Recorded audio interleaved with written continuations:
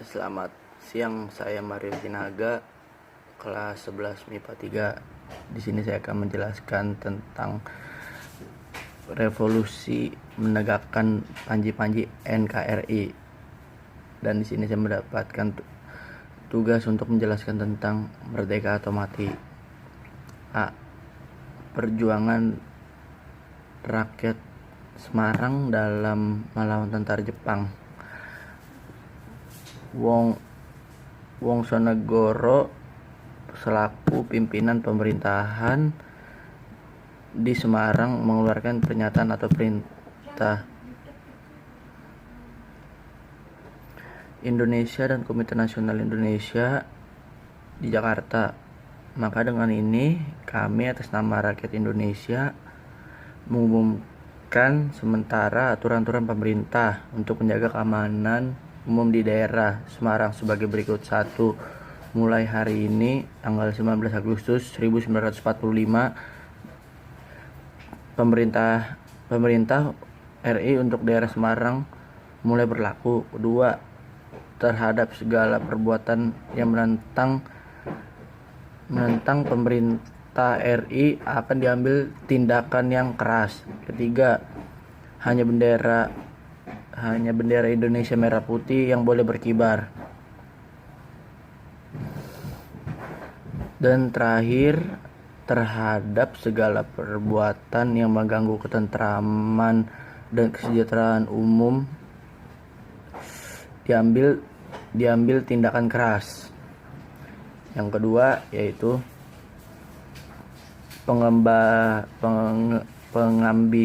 pengambilalihan kekuasaan Jepang di Yogyakarta. Di Yogyakarta, perebutan kekuasaan serentak memulai pada tanggal 26 September 1945 sejak pukul 10 pagi. Mereka memaksa orang-orang Jepang agar menyerahkan semua kantor mereka kepada orang Indonesia. Pada tanggal 27 September 1945, KNI daerah Yogyakarta mengumumkan bahwa kekuasaan di daerah itu telah berada di tangan pemerintahan Republik Indonesia. Gedung Cokan Kantai kemudian dikenal dengan Gedung Nasional atau Gedung Agung. 1 hari setelah perebutan Gedung Cokan Kantai, para pejuang Yogyakarta ingin melakukan perebutan senjata dan markas Osabutai di Kota Baru. Rakyat dan para pemuda terus mengepung markas Osabutai di Kota Baru.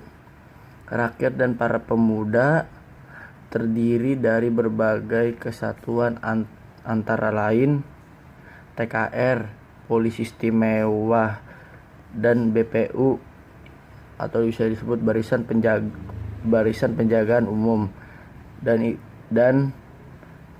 Barisan Penjagaan Umum sudah bertekad untuk menyerbu markas Jepang di Kota Baru. Sekian yang dapat saya sampaikan. Assalamualaikum warahmatullahi wabarakatuh. Nama saya Muhammad Rizky Saputra. Saya dari kelas 11 MIPA 3 dan nomor absen saya nomor 25. Jadi saya di sini akan menyampaikan materi-materi sejarah yang sudah dikasih, yaitu yang pertama arek-arek Surabaya untuk Indonesia dan pertempuran Palangan Ambarawa. Jadi untuk yang arek-arek Surabaya untuk Indonesia dulu nih ya.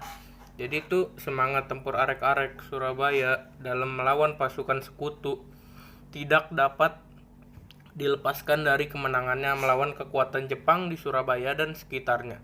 Arek-arek Surabaya berhasil menyerbu dan menguasai markas Kempetai yang terletak di depan kantor Gubernur Surabaya. Semua senjata Kempetai Jepang dilucuti. Pertempuran meluas ke markas Angkatan Laut Jepang di Embong Wingu. Markas Jepang ini juga berhasil dikuasai para pejuang. Gudang peluru di Gedung Cowek juga berhasil direbut oleh arek-arek Surabaya. Pertempuran perebutan kekuasaan terhadap Jepang ini berakhir setelah Komandan Angkatan Darat Jepang yaitu Jenderal Iwake menyerah dan semua kapal perang dan senjata serta pangkalan diserahkan kepada pejuang Indonesia. Itu untuk yang arek-arek Surabaya untuk Indonesia. Sekarang kita ke materi yang kedua yaitu pertempuran Palagan Ambarawa. Jadi pertempuran Palagan Ambarawa itu terjadi pada tanggal 29 November dan berakhir pada tanggal 15 Desember 1945 antara pasukan TKR dan pemuda Indonesia melawan pasukan Inggris. Latar belakang peristiwa ini dimulai dengan insiden yang terjadi di Magelang sesudah mendaratnya Brigade Artileri dari Divisi India yang ke-23. Sesudah mendaratnya Brigade Artileri dari Divisi India yang ke-23 ini di Semarang pada tanggal 20 Oktober 1945, pimpinan pasukan TKR Purwokerto Kolonel Sudirman pun turun langsung memimpin pasukan. Sudirman menyodotkan taktik perang supit urang. Taktik ini segera diterapkan. Musuh mulai terjepit dan situasi pertempuran semakin menguntungkan pasukan TKR. Pada tanggal 15 Desember 1945, musuh meninggalkan kota Ambarawa dan mundur ke Semarang. Pertempuran ini di Ambarawa ini mempunyai arti penting karena letaknya yang sangat strategis. Apabila musuh menguasai Ambarawa, mereka dapat mengancam 3 kota utama di Jateng yaitu Surakarta, Magelang, dan Yogyakarta. Untuk mengenang pertempuran Ambarawa, tanggal 15 Desember dijadikan Hari Infanteri. Di Ambarawa juga dibangun monumen Palagan Ambarawa. Sekian dari saya, kurang lebihnya mohon maaf. Wassalamualaikum warahmatullahi wabarakatuh. Assalamualaikum warahmatullahi wabarakatuh. Perkenalkan, nama saya Raihan Suryoputro, asal kelas dari 11 MIPA 3 dan nomor absen 28. Di sini saya akan menjelaskan tentang pertempuran Medan Area dan pertempuran Bandung Lautan Api. Yang pertama, pertempuran Medan Area. Pertempuran Medan Area adalah sebuah peristiwa perlawanan rakyat terhadap sekutu yang terjadi di Medan, Sumatera Utara. Pada tanggal 9 Oktober 1945, di bawah pimpinan T.D. Kelly, pendaratan tentara sekutu atau Inggris ini diikuti oleh pasukan sekutu dan Nica yang bersiapkan untuk mengambil alih pemerintahan. Kedatangan tentara sekutu dan Nica ternyata memancing berbagai insiden terjadi di hotel yang terletak di Jalan Bali, Kota Medan, Sumatera Utara pada tanggal 13 Oktober 1945. Saat itu seorang penghuni merampas dan menginjak-injak lencana merah putih yang dipakai pemuda Indonesia. Hal ini mengundang kemarahan pemuda Indonesia. Pada tanggal 13 Oktober 1945, barisan pemuda dan TKR bertempur melawan sekutu dan Nica dalam upaya merebut dan mengambil alih gedung pemerintahan dari tangan Jepang. Lalu Inggris mengeluarkan ultimatum kepada bangsa Indonesia agar menyerahkan senjata kepada sekutu. Ultimatum ini tidak pernah dihiraukan. Pada tanggal 1 Desember 1945, sekutu memasang papan yang bertulisan Fixed Boundaries Medan Area, yaitu batas resmi wilayah Medan Area, di berbagai pinggiran kota Medan. Tindakan sekutu ini merupakan tantangan bagi para pemuda. Pada tanggal 10 Desember 1945, sekutu dan Nica melancarkan serangan besar-besaran terhadap kota Medan. Serangan ini menimbulkan banyak korban di kedua belah pihak. Pada bulan April 1946, sekutu berhasil menduduki kota Medan. Untuk sementara waktu, pusat perjuangan rakyat Medan kemudian dipindahkan ke Siantar. Sementara itu, perlawanan para laskar pemuda dipindahkan ke luar kota Medan. Perlawanan terhadap sekutu semakin sengit pada tanggal 10 Agustus 1945. Lalu kedua, Bandung Lautan Api. Peristiwa Bandung Lautan Api adalah peristiwa kebakaran besar yang terjadi di Kota Bandung, Provinsi Jawa Barat, pada tanggal 23 Maret 1945. Dalam waktu 7 jam, sekitar 200.000 penduduk Bandung membakar rumah mereka, meninggalkan kota menuju pegunungan di daerah selatan Bandung. Hal ini dilakukan untuk mencegah tentara sekutu dan tentara Nica Belanda untuk menggunakan kota Bandung sebagai markas strategis militer dalam perang kemerdekaan Indonesia.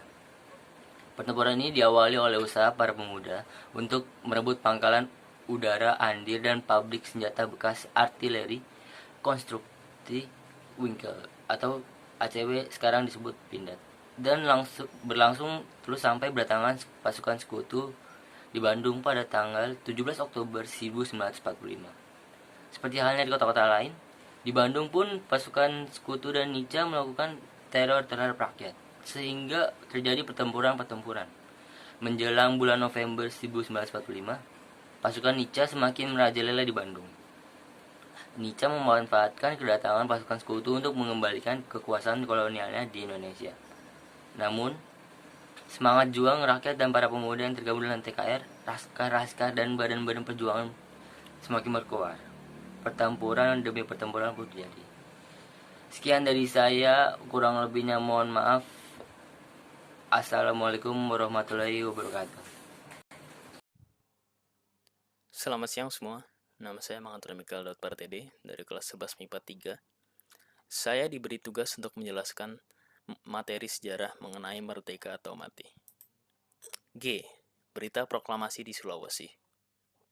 Setelah berita proklamasi kemerdekaan tersebar ke seluruh penjuru Sulawesi, sejak itu pula bendera merah putih mulai berkibar menjadi lambang Indonesia merdeka. Cita-cita yang sudah lama diinginkan oleh rakyat pun terwujud. Di Sulawesi Tenggara misalnya, bendera merah putih dikibarkan pada 17 September 1945 dengan dipimpin oleh D. Andi Kasim. Di La Susua, bendera merah putih dikibarkan pada 5 Oktober 1945 yang dihadiri oleh Kepala Distrik Patampanua dan beberapa pimpinan pemuda RI dari Luwu. Sementara itu, pada 14 Februari 1946, B.W. Lapian sebagai pemimpin sipil pada saat itu memimpin pasukan pemuda bersama Letkol C.H. Taulu dan Serda S.D. Wisan. Mereka merobek bagian biru pada bendera Belanda di tangsi militer Belanda di Teling, Manado. Peristiwa heroik itu menandai berkibarnya bendera merah putih. Diha, Operasi Lintas Laut Banyuwangi sampai Bali. Operasi Lintas Laut Banyuwangi sampai Bali merupakan operasi gabungan dan pertempuran laut pertama sejak berdirinya negara Republik Indonesia. Peristiwa itu dimulai dengan kedatangan Belanda dengan membonceng sekutu mendarat di Bali dengan jumlah pasukan yang cukup besar, tanggal 3 Maret 1946. Hal ini dimaksudkan Bali sebagai batu loncatan untuk menyerbu Jawa Timur yang dinilai sebagai lumbung pangan, untuk kemudian mengepung pusat kekuasaan RI. Bali juga dapat dijadikan penghubung ke arah Australia. Sekian yang dapat saya sampaikan. Semoga dapat bermanfaat dan semoga dapat menjelaskan beberapa hal tentang materi sejarah ini. Dan terima kasih.